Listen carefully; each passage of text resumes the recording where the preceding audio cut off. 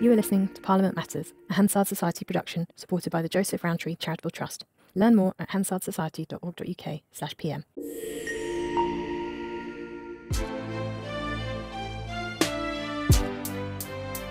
Welcome to Parliament Matters, the podcast about the institution at the heart of our democracy, Parliament itself. I'm Ruth Fox. And I'm Mark Darcy. Coming up, we take a look at the party's manifesto plans to reshape Parliament and politics. One of the country's leading constitutional experts, Professor Meg Russell, joins us to give her verdict on the party's proposals to reform the Commons and the Lords. But there's a warning from a key player in the House of Lords that even a Labour government with a very big majority could run into resistance on its proposals to reform them.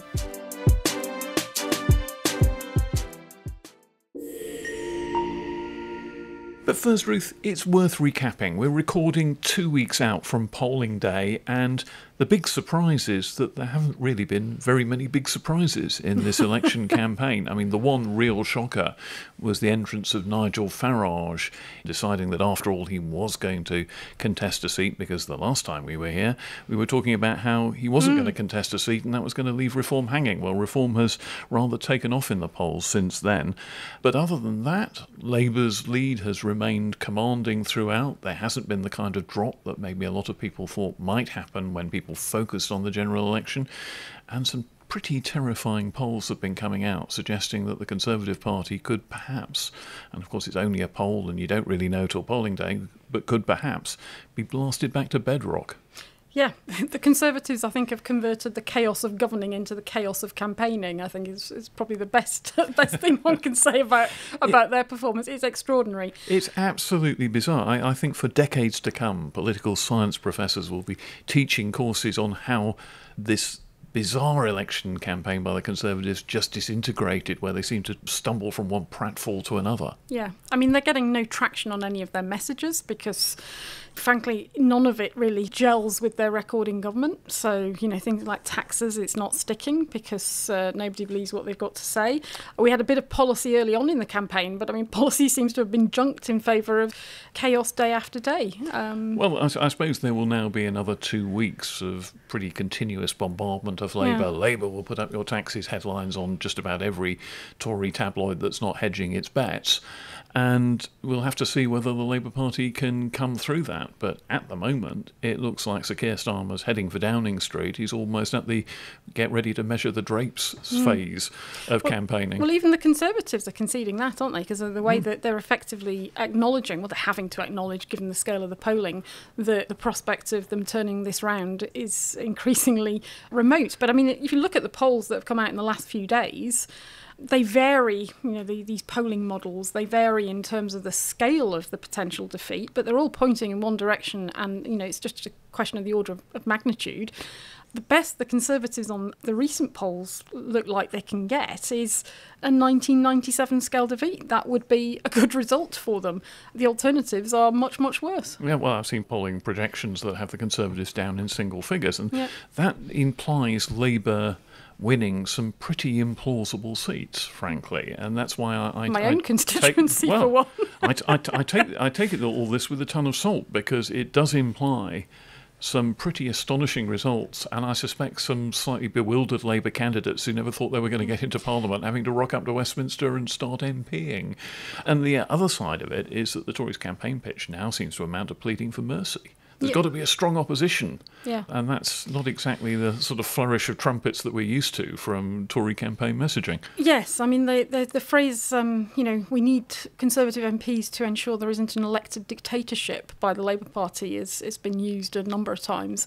And as I said on social media a few days ago, it's sort of like the Conservatives have had a Damascene conversion during the election campaign to the merits of parliamentary scrutiny. And it usually happens after the election when you're exiled to opposition. But and indeed, in some quarters, to the merits of a PR election system. There's a columnist in the Telegraph's increasingly unhinged op-ed page suggesting that if the Conservatives couldn't get a decent contingent in the House of Commons, the case for first-past-the-post elections was pretty much exploded.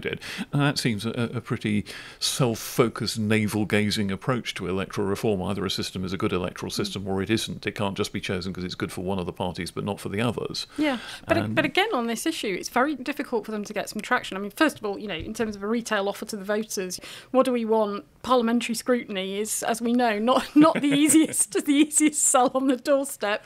So there's that problem. But again, they've got a 14-year track record, and a track record particularly over the course of this last Parliament, where they've shown a disregard and a disrespect on numerous occasions for Parliament, and therefore it doesn't really get traction. And also, as you say, the argument that parliamentary scrutiny is essential and necessary to stop a Labour elective dictatorship, but absolutely unnecessary when it's the Conservatives who have a massive majority, strikes me as a pretty poor argument as well.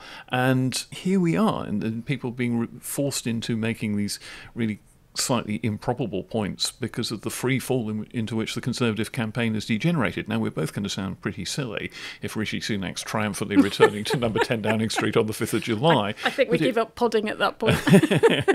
But it is at the moment looking like a campaign wipeout to dwarf almost all previous campaign wipeouts. Not 1906, not 1945, not 1997 have ever seen a wipeout on the kind of scale that the pollsters are telling us looks likely at the moment. And that of itself casts a shadow over the campaign. I mean, perhaps one of the debates for future election campaigns is, do you allow so much polling in future? Because it becomes about the horse race, not about kind of the party's offer to the voters, and everybody's looking up towards the result rather than down towards the small print of the manifestos. Yeah. Insofar as anyone ever did look down towards the small print of the manifestos, I suppose. Yeah, as you say, it's become about the horse race, and it's also become about the leaders' debates. But we're not actually having much debate about the detail of the policies scrutiny in any depth. And when you think about it, you think about Labour's potential, the scale of their win. What do we really know about what they're going to do? I mean, not an awful lot. We haven't got a lot of detail. They've not been put under the microscope. I was talking to our producer, Richard, earlier before we started, and we were saying, back in the day, sort of 25 years ago, you'd have had daily press conferences. What happened to them? I remember in 2001 general election organising the first press conference for Labour outside London. It was in the Harlow constituency at the Latin Bush Centre, and the whole press contingent, national and international press, turned up. We had Blair, we had Brown, we had Blunkett, and they were put under the microscope by the press for about 45 minutes. There's none of that now. None of that now. The best you can hope for is a shouted question from a press huddle somewhere that someone may deign to answer, or possibly be hustled away before they can answer. Well, even those are scripted because, the journalists that are being chosen at the press conferences are clearly decided beforehand, and it's limited to 4 or 5, and it's usually the same outlets. And what this boils down to, I think, is that Labour in particular, as a party that thinks it's heading for government, its cards have been kind of chemically bonded to its chest. There's no way that they're going to give away information that might be used in evidence against them, maybe prize a few voters away from them. So they're being incredibly careful, and having stumbled through such a series of gaffes and actually found that policy doesn't necessarily shift the dial either with their national service offer, maybe the Conservatives are wary of that as well. So it's all about image now, and the only moment of kind of spontaneity where something might happen is these leaders' debates, and even there the format is so controlled and so artificial and so unreal that that's quite unlikely. I mean, I used to say a little piece of my soul died during Prime Minister's Question Time, but Prime Minister's Question Time is a kind of model of Socratic political debate compared to the awfulness of those debates where you've got, how are you going to solve the climate crisis? You've got 45 seconds. Nonsense. That's a nonsense, Whoever proposed that format and then whoever agreed to it, terrible. Whatever they were doing, it wasn't serving the voters. I mean, it may have kept the parties from being too afraid of having the debate. And of course, you can't force them to do it. But the value of what they do is, I think, rather limited now. Well, the Hansard Society, actually, was one of my predecessors, Professor Stephen Coleman, who's now at Leeds University, he actually proposed the first sort of set of rules suggesting party leaders' debates about 20-odd years ago. And things, I should say, have moved on a long way, but not in a good direction. I mean, compared to what he was hoping would be achieved and what he proposed, that what we've actually ended up with is a long way from that. And, of course, part of that is the way in which the negotiations happen between the parties and the media and how it's organised. Things, to coin a phrase, have only got worse. Yes, sadly. Well, having said that many people aren't looking at the small print of the manifestos, one person who definitely has and who's digested its import in great detail is Professor Meg Russell, Director of the Constitution Unit. Meg, talk us through what the parties are saying about making politics better? Can you pull out of it a kind of general theme that they all want to create a better politics? Or is it all rather sort of vague, disconnected little policyettes dotted about the constitutional landscape? I think it's a mixture of both, really. I think a number of the manifestos have got some quite nice, warm words about wanting to restore trust in politics and improve standards and this kind of thing, wanting to improve the quality of debate, which would be nice, particularly in the middle of an election campaign, as much as at other times. And then you've got sort of bits and pieces. It's quite interesting. There are some significant gaps in some of the manifestos. So very striking that the Conservative manifesto says literally nothing about Parliament and parliamentary reform and literally nothing about standards and ethics in government. But then the Liberal Democrats say quite a lot about standards, and Labour says some quite surprising things, which I'm sure we're going to talk about reform of the Commons, as well as quite a lot of detail about reform of the Lords. And then you've got a lot of stuff about devolution, which is probably above our pay grade here, isn't it? Possibly so, but looking at what the parties are saying, what I didn't get at any rate was any sense that the parties were embracing the idea that there is a huge crisis of trust in British politics and substantial tightening up of the system and institutional reform is needed. What you get is kind of policy McNuggets. A bit so. But I think the Liberal Democrats and Labour both do address fairly head-on the standards issue. They pick up different bits of it. And the Liberal Democrats have got a bunch of commitments on bringing prerogative powers under parliamentary control, which is quite interesting. Some of the things that have been talked about in recent years about the war power. This is where a Prime Minister basically has the power to do a lot of big decisions almost without reference to Parliament. Yes, exactly. So some of the things that fall into that are in the international sphere, such as signing treaties and other international agreements, which has become increasingly important post-Brexit, because that used to be done for us by the European Union. We have to work out how to do that for ourselves, and there have been arguments about parliamentary control over that power. And then there's been the long-running argument about parliamentary control over the use of troops, military action. War powers, if you like. Yes, and the Liberal Democrats say something about both of those things, as well as, interestingly, I think, bringing back the power to Parliament following the repeal of the Fixed-Term Parliaments Act. I thought that might have taken your attention. I mean, maybe some people wouldn't be surprised that was in the Liberal Democrat manifesto, because some people think it was always a sort of Liberal Democrat ruse to trap the Conservatives when they're in coalition. That was nonsense, actually. It had been proposed by various Labour politicians for years before 2010, actually. And, of course, Boris Johnson abolished it with the Dissolution and Calling of Parliaments Act 2022, I think.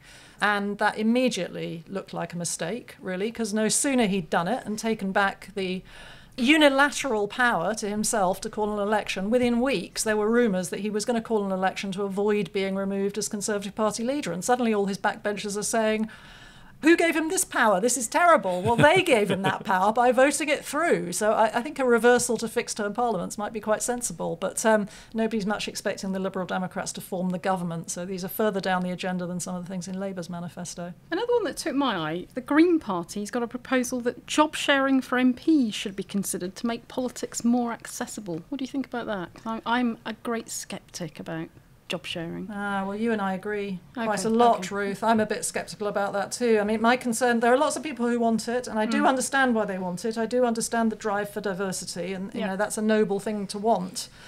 The difficulty, as I see it, is that no matter how many hours there are in the day or week, MPs will work them. We know they work a kind of 80-hour week. It's not what they're doing at Westminster that matters. It's all the hours that they put in the constituency. If you had 2 MPs in a seat, would they really both work part-time, or would they just do double the work of an MP at local level? And how could you even police that? That would create an unfairness with other constituencies that only had 1 MP.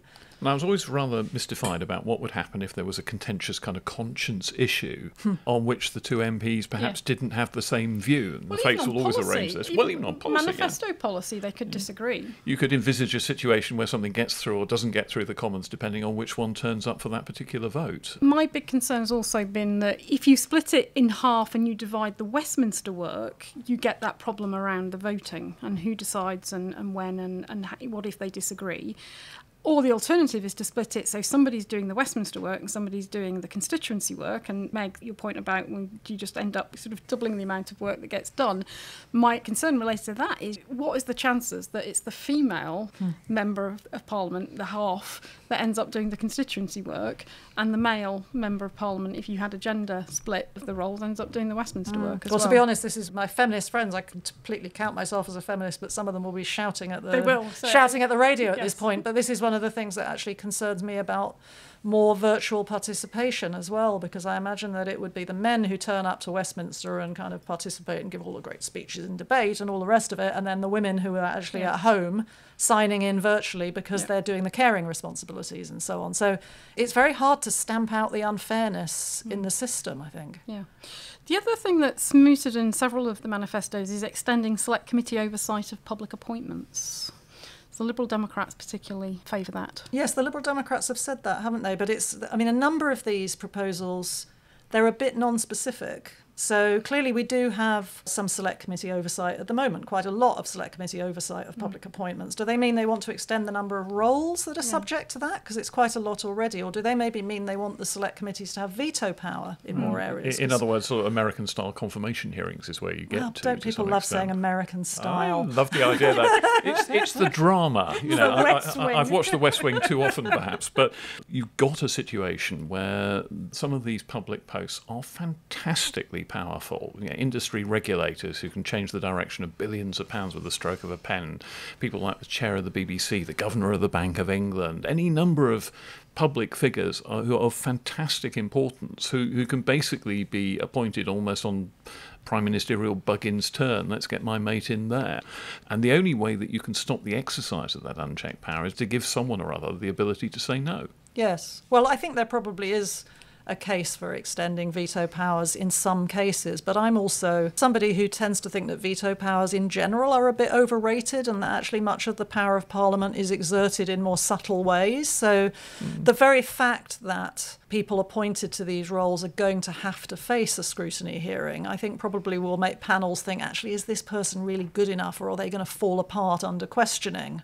But there have been cases where I think there was an education appointment made by Ed Balls as the Labour Education Secretary, where he overrode the committee. The committee said no, that does and he happen said yes. Sometimes. That does happen sometimes, and clearly that's questionable. But also, certainly in some cases, and I think that may be one of them, people said, well, actually, the committee was overly politicising the argument, and they were sort of using this as a way to punish Ed Balls, and that's why he ignored what they said. So it gets quite tricky. But anyway, I mean, the short answer is that they haven't really specified what they mean by extending the powers. So it might or it might not be sensible, depending on the detail. Another area that they touch on, and Labour as well, particularly a bit more detail, is standards. Now, obviously, we've talked a lot on the podcast about parliamentary standards, about the number of MPs who've lost the whip for one reason or another, that the Standards Committee in the House of Commons has had this review of the regulatory landscape for standards. Labour, for example, is proposing an independent ethics and integrity commission to ensure probity in government. But there's not a lot of detail about how it would relate to sort of existing standards bodies. Is your take on this that what the parties are proposing on standards mainly relates to government rather than Parliament? And therefore, can we expect anything, do you think, in terms of parliamentary standards? My understanding is that the Ethics and Integrity Commission is about government standards, not parliamentary standards. And I think it's probably quite important to keep them separate.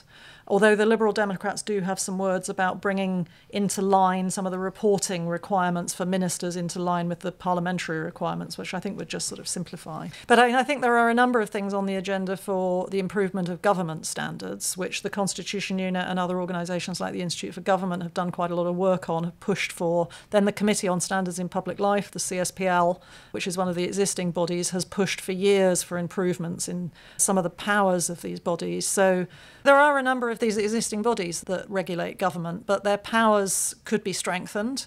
And a lot of people think that they should have more of a statutory underpinning so that they can enforce their powers. I mean, we may come on and talk about the House of Lords. The House of Lords Appointments Commission, for example, is a non-statutory body. And the Prime Minister, Boris Johnson, actually ignored one of its recommendations, and there's no way that it can enforce those recommendations unless there's statutory underpinning. And there are things that you could do to strengthen some of the other bodies, like the regulation of lobbying, the regulation of former ministers and senior civil servants taking jobs in the private sector. It's quite easy for some of those rules to be flouted if people choose to do so. So tightening up the powers and giving them a statutory basis would be sensible. The Ethics and Integrity Commission, which has been a commitment of Labour's for quite a long time, we haven't really seen much flesh in terms of what that means. I mean, I think the important thing is the standards bodies that we have now are strengthened. I think that's being seen as something like an umbrella body which sort of ties them together better. They've said they're going to appoint a chair of it and consult on exactly what it does and how it works with the existing bodies. I think it's somewhat symbolic. They want to make a splash by saying we take ethics and integrity seriously and therefore we're setting up this thing. That's how seriously we take it, which is symbolism can be really, really important in politics. But symbolism can also push you into doing stuff in the sense that I suspect that if Labour's going to make a big thing of being more ethical and having greater integrity in government than its predecessors, the first time a minister puts a toe out of line, they've got to be seen to come down on that person like a ton of bricks. You know, that person may end up being thrown to the wolves precisely because Labour can't afford not to make an example of them. Yes, well, even if it's Angela Rayner, the higher that you are. These are the real so tests. These are the really serious tests. I mean, we've another of the bodies, although it's more of a person that we've seen controversy about in recent years, is the independent advisor on ministers' interests. Boris Johnson allowed two of those people to slip through his fingers because they made recommendations that he chose not to take up. One of them was over Priti Patel and the alleged bullying in the Home Office, where Boris Johnson chose to side with Priti Patel rather than his own advisor, and it was the advisor rather than the minister who resigned. So both the Liberal Democrats and Labour have got words about strengthening the power of that body. And that also doesn't exist in statute. So there definitely are some things a new government could do on the very first day, just announcing that some of these bodies are being given more powers, even without the statutory underpinning. Well, so, you could, for example, say, we'll talk about the House of Lords in greater depth later, but you could, for example, say that someone was blackballed by HOLAC, the House of Lords Advisory Committee on Appointments. I, as a Prime Minister, would not then appoint them. Yes. I wouldn't push ahead with that. Yes, and that just takes the Prime Minister on the steps of Downing Street or in the House of Commons on day one or whatever to just say, I will respect the recommendations of the House of Lords Appointments Commission. I would feel more comfortable if that were underpinned by statute to say that the House of Lords Appointments Commission has the final say, because, of course, what one Prime Minister says doesn't necessarily bind the next Prime Minister. Quite difficult to reverse from, but if you really wanted to brazen it out, I imagine you could. Yes. So should we come on to the Commons then? You've talked a little bit about what the Liberal Democrats and others have got to say, but we're 2 weeks out from polling day. I don't think we're giving the game away to think that, Labour is likely to get into government. And I think even the Conservatives are acknowledging that now. So Labour's proposals obviously become the critical manifesto to look at. They're proposing a new modernisation committee tasked with reforming House of Commons procedures, driving up standards and improving working practices. Now, this is clearly modelled on the modernisation committee that was introduced in the first term of the Blair government to drive reform. And existed all the way through till 2010, yes. Yeah. And which you advised, if I'm not much mistaken. Not exactly. I worked for 2 years for Leader of the House, Robin Cook, back in the early 2000s, which ages me, and he was the chair of the modernisation committee because it was chaired by the Leader of the House. But I didn't support that committee specifically. I was working with him on other things. But yes, I have some familiarity with it in sort of from real life experience. But when we're talking about interests, I should acknowledge that the first chair of the modernisation committee that introduced it was, of course, the Hansard Society's current chair, Baroness Taylor of Bolton, and Taylor as was. Yes, so, and this commitment in the manifesto could indicate that she's had some behind-the-scenes influence. Possibly. I couldn't possibly comment.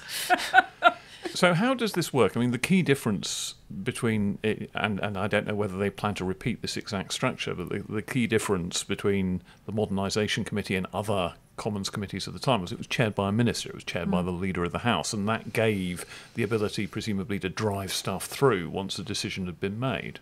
It was always a controversial body for that reason. To have a select committee chaired by a government minister is absolutely not normal.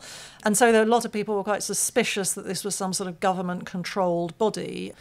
The Modernisation Committee did actually achieve quite a lot. This is the thing. I mean, the Constitution Unit, two of my colleagues, Tom Fleming and Hannah Kelly at the Constitution Unit, just a few weeks ago published a report called Delivering House of Commons Reform, What Works?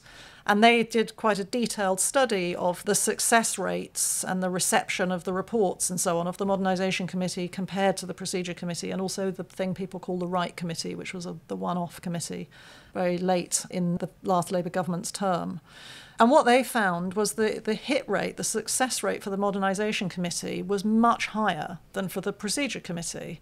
And the Procedure Committee's proposals, I mean, we've seen this in recent years, haven't we? Since the Modernisation Committee was abolished by the incoming Conservative Liberal Democrat government in 2010, we haven't seen that much procedural reform, really. And we've seen some quite important reports by the Procedure Committee, like on private members' bills, for example, simply blocked by the government, simply not given any debating time.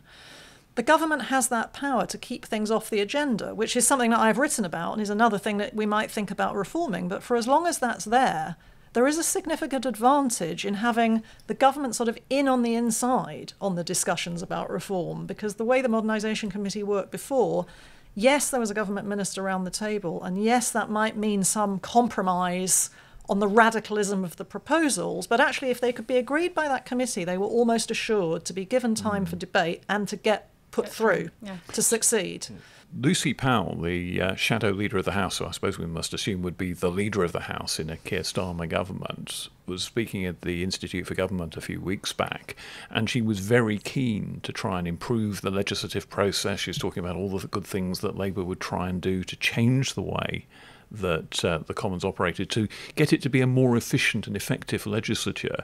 So what do you think their agenda now will be? Well, I thought that was an important speech. She was expressing concern about the way that, close to your heart, Ruth, there's been too much delegated legislation, too many bills are being rushed through too quickly, not enough taking of expert evidence, all these kinds of things. A lot of those problems can be solved simply by the government behaving better. Yeah, this is we'll be good chaps. Yeah. Promise. Now, I mean, she sounded sincere. She sounded pretty determined to do things about that. And there's a lot that, as leader of the House, you can achieve on that. You've got to tell your fellow ministers that they can't introduce bills that are unprepared, that they can't have lots of late government amendments and so on. So the government can sort out quite a lot of that. But I think, for example, if you want something to address whether the House of Commons can improve its standards of scrutiny of the statutory instruments, the delegated legislation that exists, there needs to be some forum to debate how to do that and some means of agreeing it. And that's the sort of thing I imagine that might appear in front of this new Modernisation Committee for discussion. Also, as I already mentioned, private members' bills, which is really a bit of a running sore. It never gets sorted out. Well, we have a stack of proposals on both those Yes, issues. I know. Yeah, and so, I mean, the hope is that, put those proposals forward and let the committee have a look at it. And they don't all have to be implemented all at once. I think that's the important thing to stress, that, you could actually make some significant improvements with just some of the first stages, and you could wait and test, pilot, see things work, and then make decisions later about fuller implementation. I mean, I think there are some interesting questions about the Modernisation Committee. We don't know what the makeup of it is going to be. Presumably it's on the old model, which is that you have some front benchers, and it's not just the government, there were opposition front benchers on there as well, alongside backbenchers, sitting together. Well, this is where the election result becomes quite interesting Yes. in terms of who's on that committee, because the balance of committees normally would be sort of on the balance of the House, the election result. If we are looking at a very, very unbalanced election result and a huge Labour majority, that's going to pose some challenges. The scale of turnover, there aren't going to be that many old hands in a Conservative group that will be coming back. Many of Labour's old hands will be looking at ministerial officers or other select committee chairs and jobs. There's going to be a huge turnover, so many of those new MPs obviously are not going to be experienced in the ways of the House and the processes and procedures, and therefore possibly not the best people to have on that committee. So it's going to be interesting how they work out the membership. It is interesting. Another thing that's interesting about it is that they do mention, as you said, House of Commons procedures, standards and improving working practices. Now, obviously, there is a standards committee. Yeah. The Modernisation Committee before, the previous one, didn't really look at standards, but maybe they're wanting to go wider with this one, which raises some boundary questions about that and the Standards Committee. And the Standards Committee, of course, will be chaired by an opposition person. If it's the Conservatives in opposition, who are going to be the senior Conservatives to chair things like the Standards Committee and the Public Accounts Committee? We're just going to have to see how the dust settles after the election. Yeah. One of the other big things that the previous incarnation of the Modernisation Committee did was it oversaw a change in the sitting hours of the Commons. It ended the tradition of the Commons sitting late into the night pretty much every night. And I find myself wondering whether one of the ways of changing the Commons' working practices this time round might be to sort out sitting hours once more, perhaps formally go down to a 4-day sitting week for the Commons, rather than having the occasional private members' bill Friday where they sat on the Friday just purely to debate private members' bills. Get rid of that, stick private members' bills into one of the weekday evenings, perhaps. Maybe, if we want to go wildly radical here, they might take a leaf out of the European Parliament's rule book and have weeks where the full chamber isn't used and the whole thing is devoted to committee business. The committees are increasingly important in the work of Parliament, so maybe someone might even try something like that. How radical do you think they might be? Do you get any sense of... I don't really have much of a sense, but I think what is interesting and quite constructive is that we know there's going to be a vehicle to consider these ideas. I think if I were them, I'd be saying, well, let's consult early on. Let's ask the Hansard Society. Let's ask the Constitution Unit. Sure. Let's ask members of Parliament, what do they want the agenda to be? And then there's a space where it can be discussed, and if they can reach some agreement, then there's every chance that those things can be brought about because you've got some buy-in from the government as well. Another thing that I think might be, if the polling is, although the polling's a bit all over the place, but it does suggest a big Labour majority, if that proves to be the case, there are some quite interesting questions about, well, what are all these backbenchers going to do? How can they be constructively used? Are there procedural changes, maybe the creation of new committees, new temporary committees, the way they do in the House of Lords, say, to look at important kind of contemporary issues? Can we get these backbenchers working in a constructive way on policy matters to inform the government? A lot of pre-legislative scrutiny of the kind of second wave of government bills, perhaps. Yes, exactly. I think there's all sorts of things that they can look at, really. I mean, one of the things that we've reported on years ago now is whether we couldn't bring more specialist expertise into the Public Bill Committee process.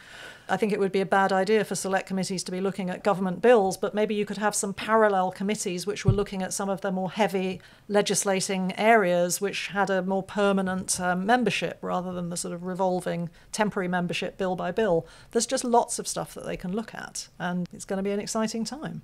Well, there are also plenty of proposals in the party manifestos about what to do about reshaping the House of Lords, and we'll be talking about those in a little while. But before that, we thought we'd speak to one of the major players likely to be involved in any debates about the future of the House of Lords, the leader of the second largest group in the House of Lords, the Convenor. He's not the leader, he's the convener of the Crossbench Peers, Lord Kinnoull.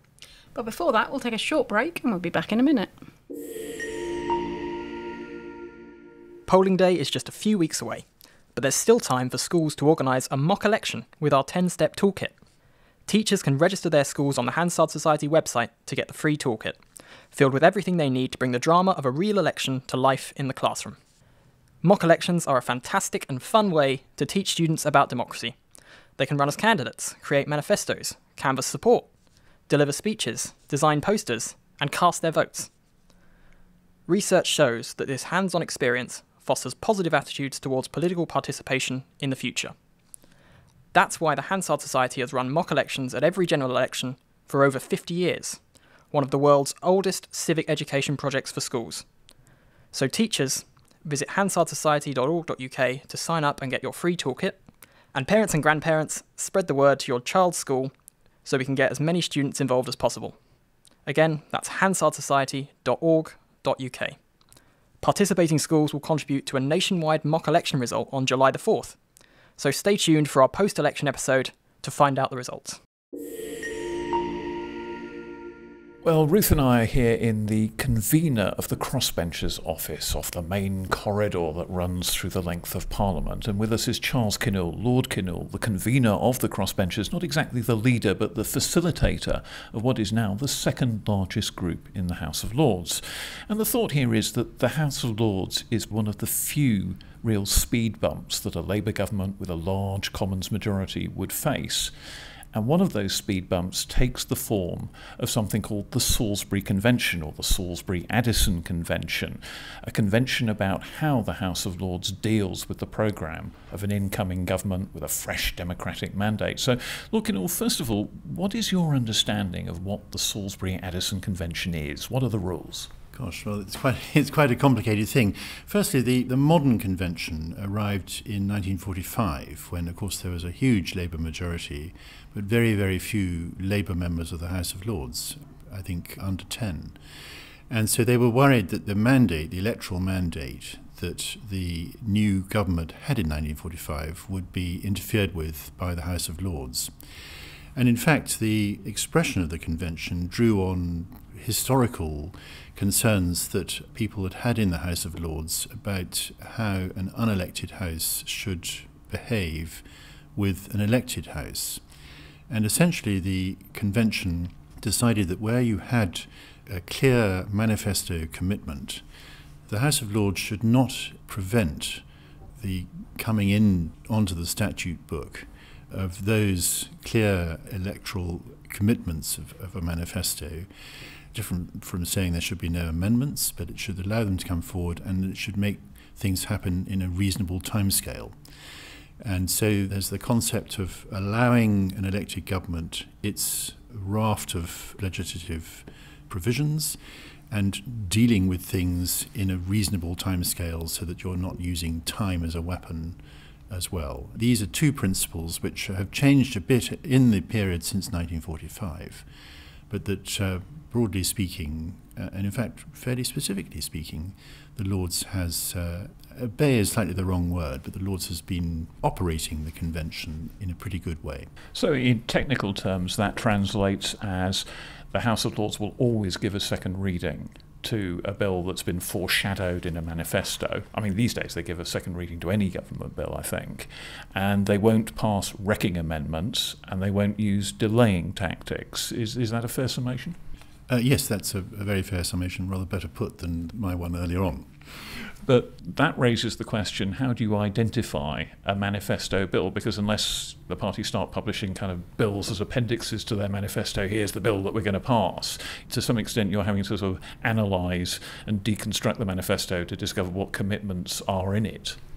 Well, this is, of course, a very difficult question, and here the convention has had to adapt to more modern times. In 1945, the Labour Party manifesto was quite a short document, I think, depending on how you print it out, about 8 pages, with a series of very, very precise and specific proposals. So it was pretty easy to identify what was a manifesto commitment when a bill came forward.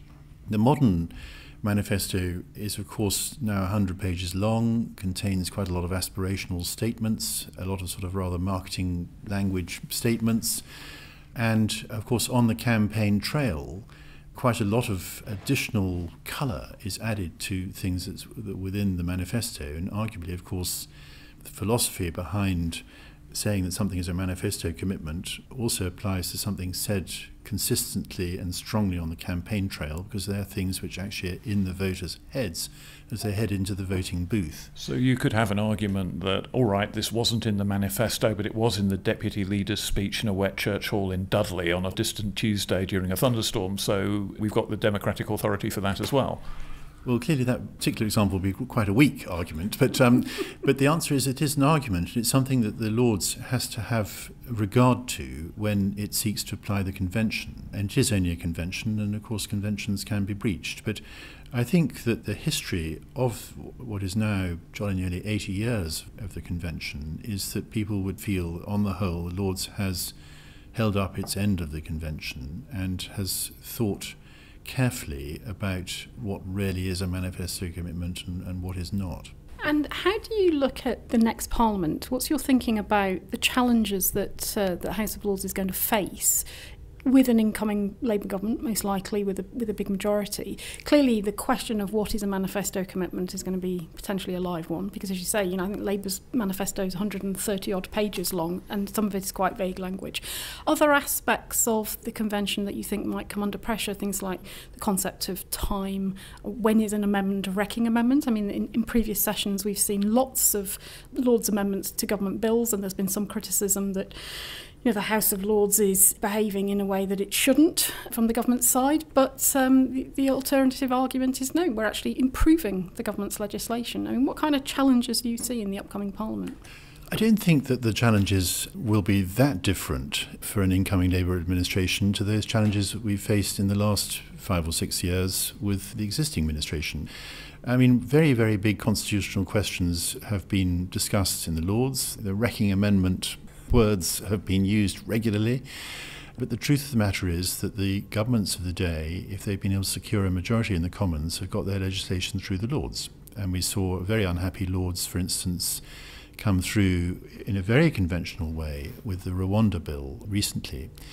And I don't see that the Lords is going to en masse behave in a different way with an incoming administration at all, of whatever colour. And the Lords isn't a campaigning organisation, it's a whole lot of people who, and I'm now talking about the legislative side of the Lords, collaborate together, and we get a lot of help from external people making suggestions about what sort of amendments might come through. The numbers, not for the last session, which I haven't got the numbers of, but the session before that, which is quite a long session, is that the Lords considered more than 7,500 amendments in primary legislation, and more than 2,500 of those amendments eventually made it through into the primary legislation. So that function of the Lords has been going well over the last few years, and I don't think anyone would feel that we had stood in the way of a Commons majority on anything. And I can't see that it will be any different under the next administration of whatever colour. Is there perhaps a case for refocusing the workings of that Salisbury-Addison Convention and perhaps saying, instead of looking at the manifesto and getting into a tangle about what has or hasn't been promised by an incoming government, that maybe you should look at what's in the King's Speech, the government's programme that's then endorsed by the House of Commons at the very beginning of each parliamentary session, and say those are the bills that we won't meddle with unduly? Well, I think the convention and the way it operates has been, I mentioned that in real life Parliament is operating a different way today to what it was 40 years ago. The convention also has been subtly changing.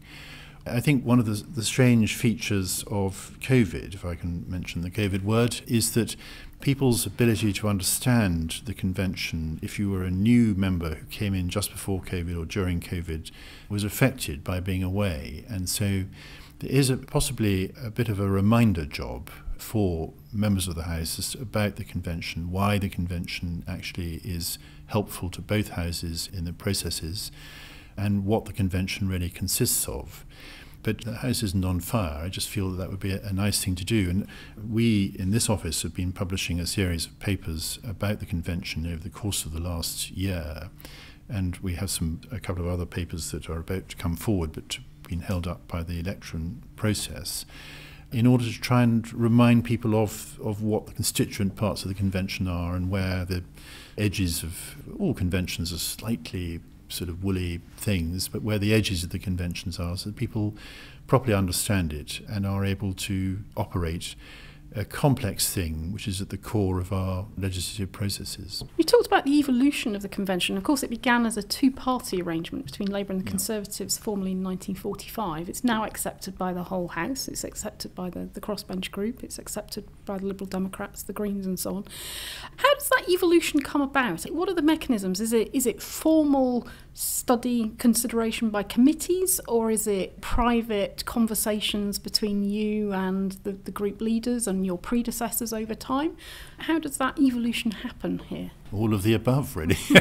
No, well, there have been various committees, of course, that have looked at the convention over a period of time. The last one was the 2017 Constitution Committee in the House of Lords, looked at the convention, and they've been able to sort of mark where the convention is at particular times around. And I think I'm hoping that the set of papers that we produced, which don't seek to persuade anyone of any particular right or wrong, just trying to record where the convention is, certainly do that. And it is the case that the two major parties and the crossbench are very clearly feeling that they're bound by the convention.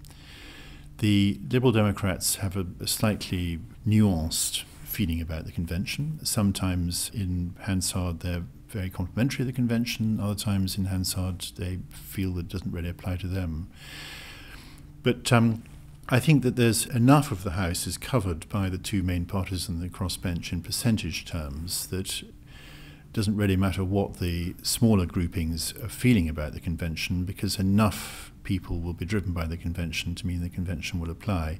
And to be quite honest, I think that the other groupings would accept that the convention has been very helpful in trying to make sure that a government of the day can get their business through the Lords, because the way that the Lords is set up today, no government can ever have a majority in the Lords, so it needs to rely on the convention and on the two great weapons that the Prime Minister still has in the ability to create an unlimited number of peers and the Parliament Acts as well in the background to make sure that an elected government can get its business through Parliament. A couple of points in the Labour manifesto that I think the convention pretty clearly would apply to are about the House of Lords itself. Their proposal to introduce an age cap so that peers would have to leave the House of Lords at the end of the Parliament at which they turn 80, and also a commitment to exclude the hereditary peers, and you're yourself a hereditary peer.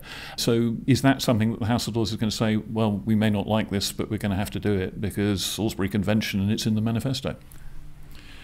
Well, I think that we're getting a bit ahead of ourselves in trying to do that, but clearly the Lords will apply a convention following an election, and you're testing the edge of a convention if you do very major things in constitutional terms, naturally.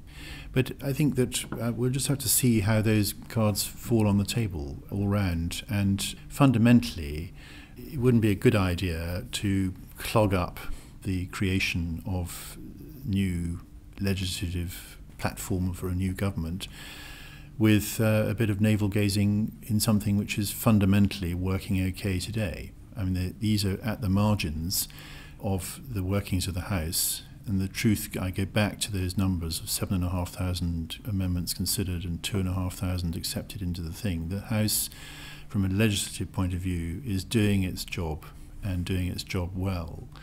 And so the bigger picture, I think, is served by getting the legislative programme of a new government home, and not necessarily by engaging in lengthy constitutional meanderings. That's a very interesting answer. You seem to be saying this might take a while, and why muddy the waters when it's all working perfectly fine as it is?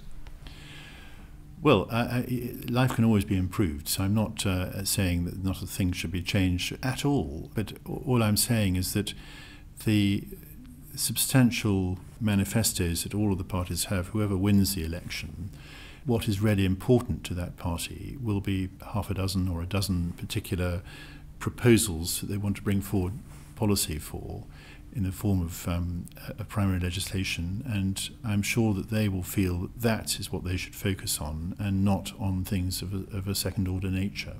But we'll get to second order bills and legislation perhaps in subsequent sessions. Yes. So that's when the challenges will arise.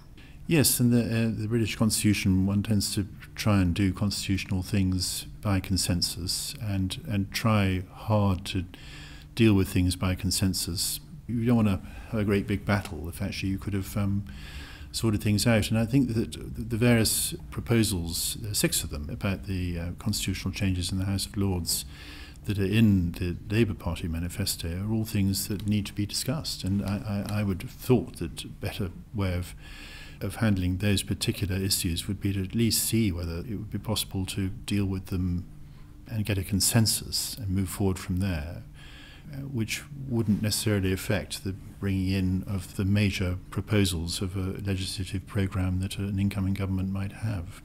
Mark and Ruth, thanks very much indeed for joining Ruth and I on the pod. Not at all, and please come again. So we're back. And Meg, let's just start with what is in the Labour manifesto about House of Lords reform, your specialist subject.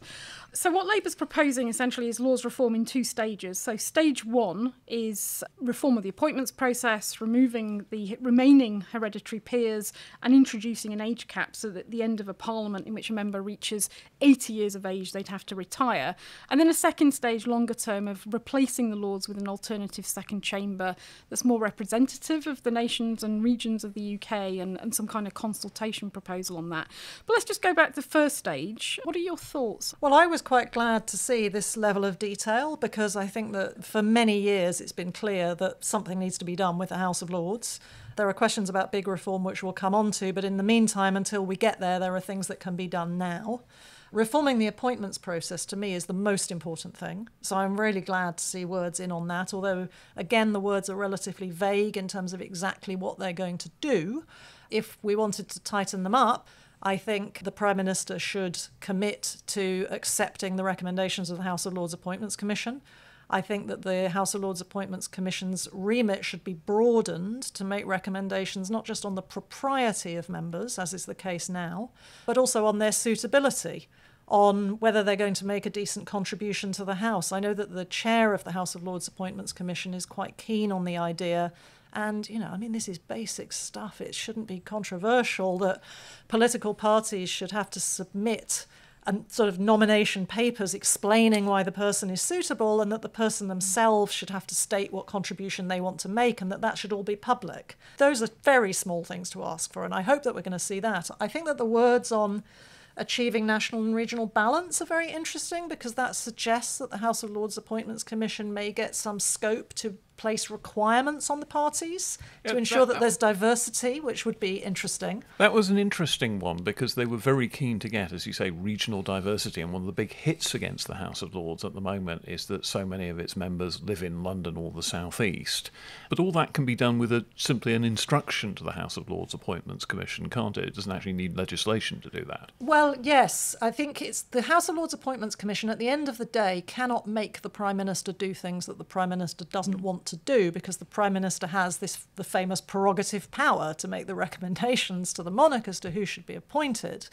So if you really want to make those kind of rock-solid copper-bottomed, then you do need legislation. But if there's goodwill in the system, then simply the Prime Minister saying to the House of Lords Appointments Commission, you now have this power to monitor the regional diversity of people coming in, and to say to us, actually, we haven't got enough people from the northeast or whatever, so can you send us a few more?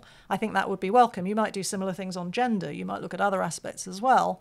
And certainly the most important thing of all is party balance, because I think the most important things that the House of Lords Appointments Commission could be given are the policing of the size of the House of Lords, which, as the manifesto says, has become too big. And the reason it's become too big, contrary to what the manifesto says, is not necessarily, as it says, because appointments are for life. It is because Prime Ministers keep putting too many people in there. And we need to stop that. And the way to stop that is to have an agreed maximum size, and then to have somebody who's keeping an eye on that. And the obvious people to keep an eye on it are the House of Lords Appointments Commission, and to say, as in Canada, they have an appointed Senate in Canada, the size is fixed, vacancies occur when people leave. So we say 600, 650, whatever number we agree, House of Lords Appointments Commission, have a look at the end of the year, how many people have departed, how many vacancies are there, how should they be divvied up between the parties. This would be a rational system.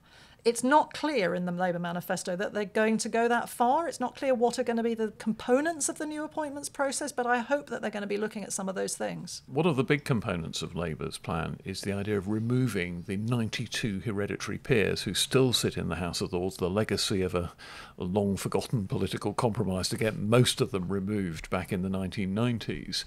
That is something that is now in words of one syllable in the manifesto, as we were discussing with Lord Kinnoull, and he didn't seem desperately keen on it. I mean, is there a possibility of this being watered down just to make sure it went through the House of Lords nice and easily, or even forgotten? Well, we will see. We've obviously had the bill, well, obviously, to those of us who watch this obsessively, there has been a bill year on year from Lord Grocott, the former Labour Chief Whip.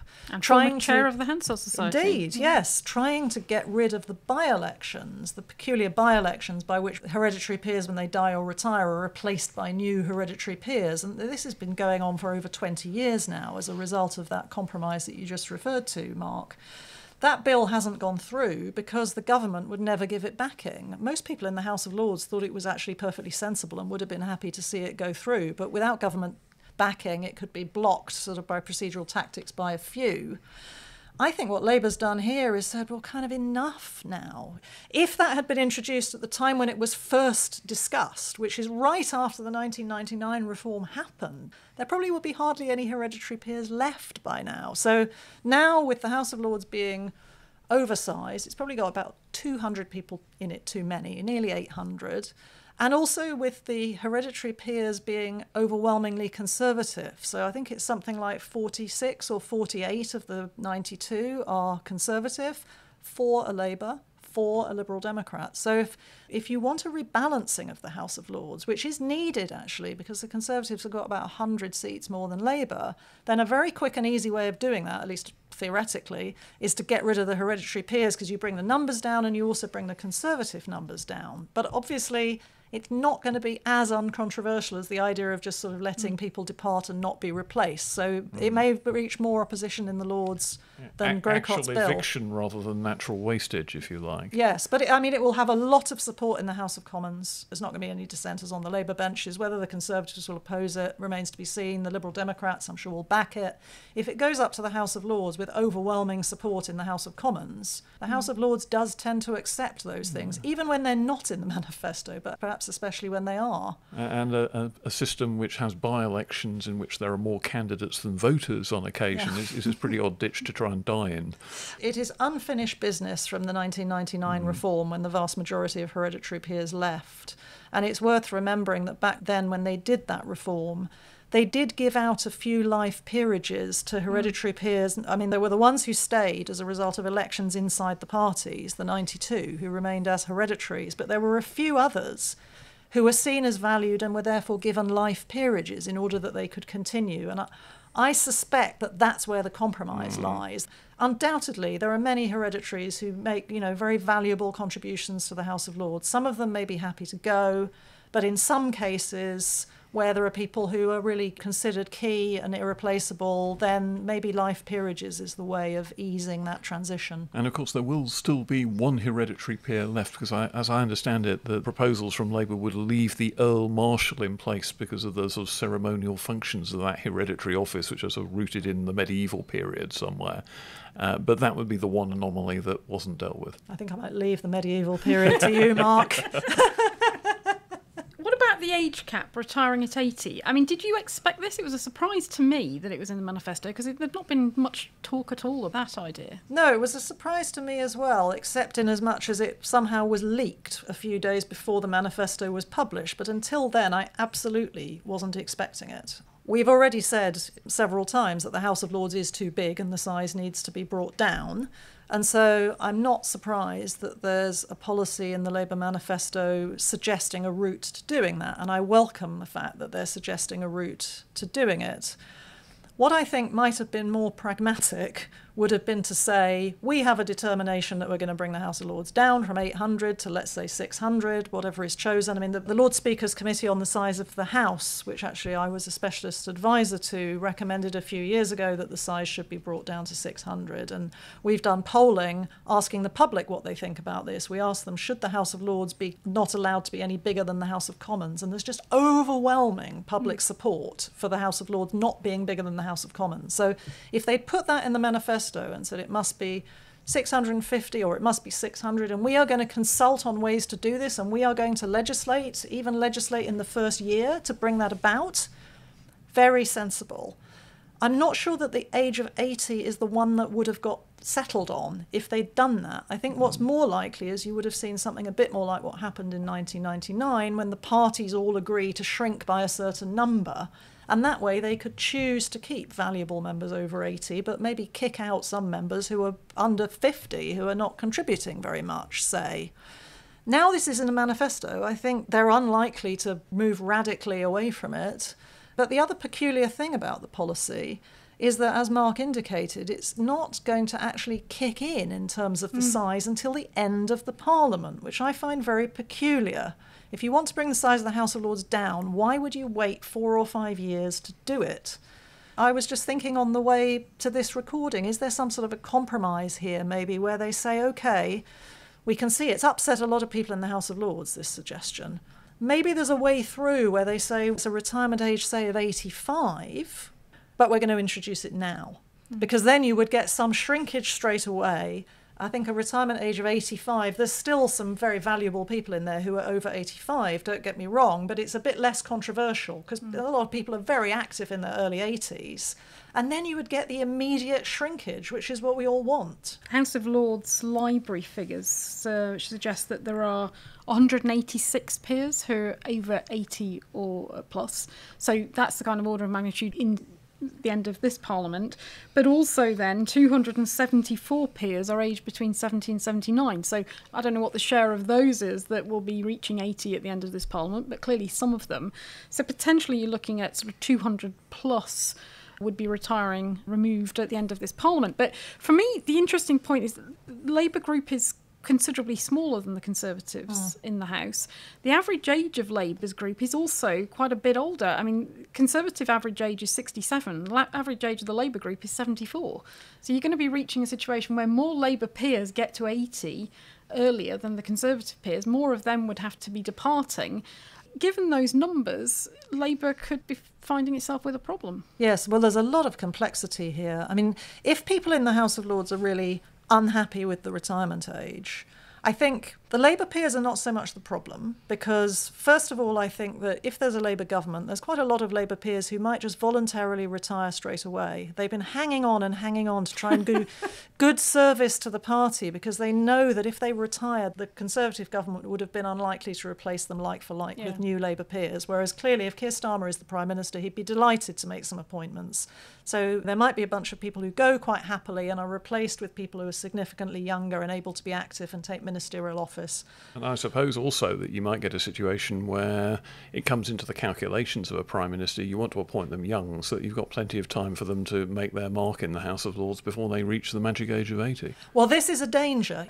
You're absolutely right. I mean, we've had these cases just in the last year or so of one person who was appointed age 30, Charlotte Owen, and then the Plaid Cymru member who was actually under 30. Yeah. Those people are potentially there for 50 plus years. It would be really unhelpful to create a system which incentivises parties to put people in their 30s in order that they can get them for 50 years. The way to deal with that is, as I said before, to have a formula for how the seats are shared out between the parties, that it's rational, that it's based in some way on vote shares in general elections, seats in the House of Commons. The Burns Committee, the Lord Speaker's Committee on Size of the House, did make a recommendation on this, which is quite firm and clear. If you implemented that, you would remove, essentially, the incentives for parties to try and kind of stuff their benches with young people who'd be there forever, because they'd be assured that they'd get a fair share of the seats no matter who was in government. But I was going to say, if your real concern is with the retirement age and whether it's the right thing, if there's peers in there worrying about that, then I suppose the primary problem here is the Conservatives, because they're overrepresented. There have been over-appointments in recent years by Conservative Prime Ministers of their own. This is a problem now because the place is unbalanced. If the Conservatives perhaps wanted to come forward with an alternative suggestion to say, look, please don't throw out all our valuable over 80s. We would prefer to do an internal election to get rid of people, to bring the numbers down. I don't see why the government wouldn't be happy with that, but maybe the boot is slightly on somebody else's foot to make a counter-offer. If they're not happy with the age of 80, rather than throwing up their hands in horror and having a big argument about it, what's your preferred answer? Because there are some alternatives. Yeah, so sort of replace the blunt instrument of the age and replace it with a test of, well, quality perhaps not, but usefulness. Yeah, I mean, to be honest, I suspect that the majority of people on the Conservative benches in the House of Lords have their eye on a few people on the Conservative benches that they wouldn't mind being rid of themselves if they were given the choice over who were the most useful members. And I also bet that most of those would not be over 80. Now, this could all be dismissed by some critics as tinkering round the edges. Labour are also proposing to take a longer-term look and consult about the future shape of the House of Lords. They haven't bought into the massive Gordon Brown plan that was floated a while ago for reconfiguring the Lords, but they want to take a look at its fundamental nature in the future. Is that something that you think is essentially a way of kicking this into touch? An incoming Prime Minister will always take a look at the House of Lords and think, well, reforming that's a third-term issue for me? I have no idea what's going on inside Keir Starmer's mind. I suspect that it's not just a cynical ploy to kick the can down the road. He commissioned Gordon Brown to do that big review of the Constitution, which the bit that made the most headlines, although it was actually a minority part of the report, was about changing the House of Lords into a chamber of the nations and regions. There clearly are people in the Labour Party who are properly, seriously interested in doing this. I don't know whether Keir Starmer is one of them, but I think it is sensible to say that we're going to get ahead with some of these small things, while we're thinking about it, because otherwise it's possible that nothing will happen. But I think that probably there are many people in the Labour Party who are perfectly serious about having a debate on longer-term reform, introducing elections, more democratic accountability and so on. But you certainly can't solve that overnight.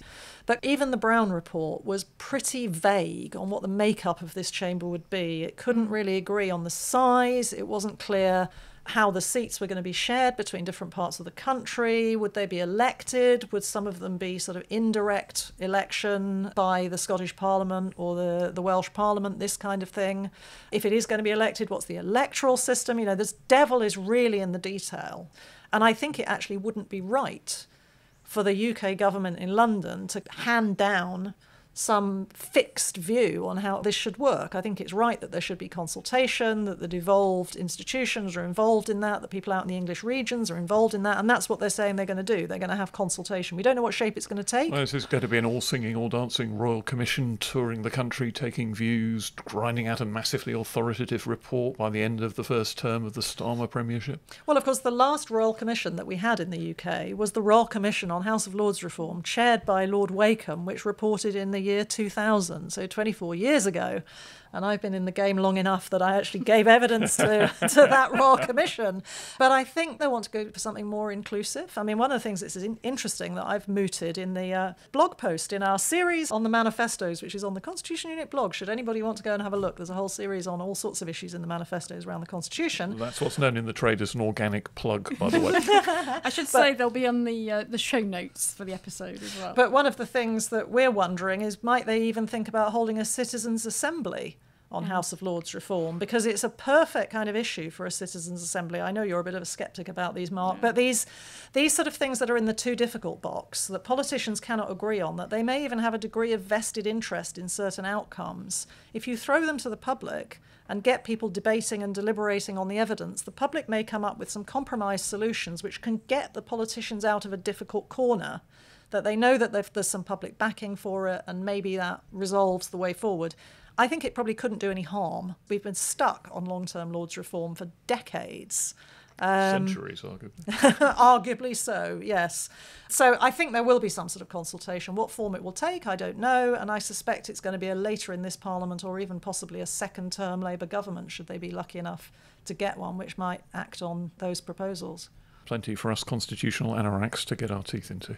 So I think we'll leave it there, Meg. Thanks ever so much for coming in, talking to us. That was fascinating. And as we said, we'll be able to find access to all the Constitution Unit's reports on this and the blogs on our show notes.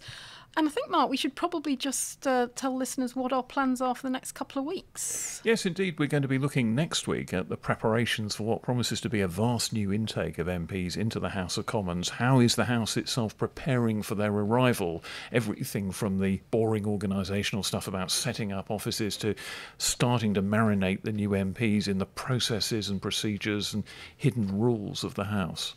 Yeah, and the following week then, of course, is polling week. Absolutely. So we decided that it probably wasn't a good idea to record on polling day before we know the results. So we're actually going to delay our episode, and we're going to be here at Hansard Towers recording the podcast on the Saturday after the election, when we've had time to digest the results. And clear the hangovers. And clear the hangover. Well, speak for yourself.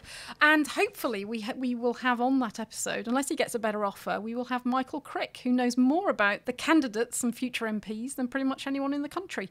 That's something to look forward to. We'll be taking an early look at how the new House of Commons will be shaped, how it'll work, and who the prospective big characters within it will be. So tune in for that as well. And in the meantime, thanks everyone, and thank you, Meg. Thank you for having me.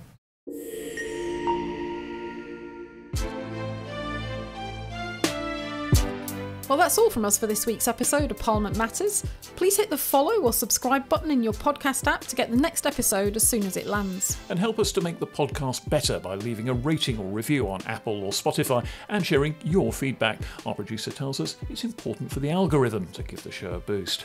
Oh, Mark, tell us more about the algorithm. What do I know about algorithms? You know, I write my scripts with a quill pen on vellum and then send it in by carrier pigeon. Well, before we go, a quick reminder also that you can send us your questions on all things Parliament by visiting hansardsociety.org.uk/PMUQ. We'll be discussing them in future episodes, including our special Urgent Questions editions dedicated to what you want to know about Parliament. And you can find us across social media at Hansard Society to get more content related to the show and the wider work of the Hansard Society.